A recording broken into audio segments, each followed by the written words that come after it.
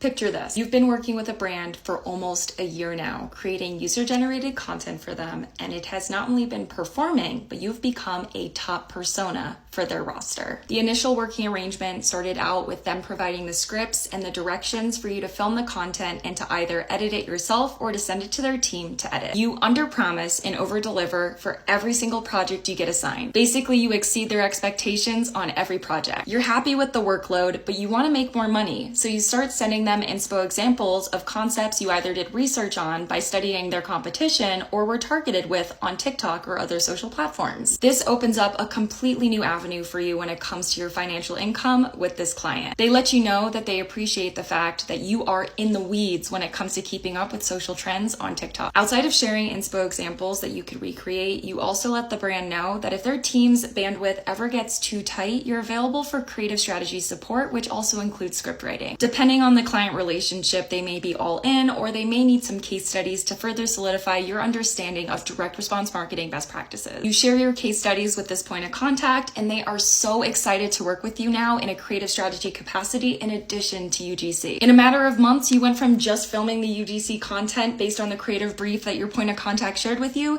to coming up with the concept ideas, writing the scripts, filming and editing that UGC content. Before you know it, it's been almost an entire year working with this client, and your point of contact has talked so fondly about you to the point where the founder of the company wants to talk to you directly. Turns out the company wants to hire you full-time internally and offers you a competitive six-figure salary. To think that this opportunity stemmed from a UGC client. What are the chances? Well, it turns out that actually just happened to me, and I just put in my 2 weeks to the company that I work at full-time and have been leading paid media creative strategy as their creative director since fall of 2021. All this goes to say, if you're a UGC creator that I work with and you're watching this, I'm gonna make sure that we close out your projects and hand you off to your new point of contact, which is currently my senior producer. The new company I'll be working for is in a similar industry, and I'm gonna have a very similar title and roles and responsibility. And believe it or not, a huge reason why they're interested in working with me full-time is because of my extensive UGC network, which I'm very excited to bring my network to the table. Do I eventually want to go full-time for myself? Sure. But between now and then, I have to make well over $300,000 when it comes to my UGC services in order to not take a pay cut. I also don't want to neglect the fact that a huge unique selling point for myself as a UGC coach is that I'm not only a successful UGC creator, but I'm also accomplished on the corporate marketing side. Moral of the story, you never know where the heck a client relationship might end up going.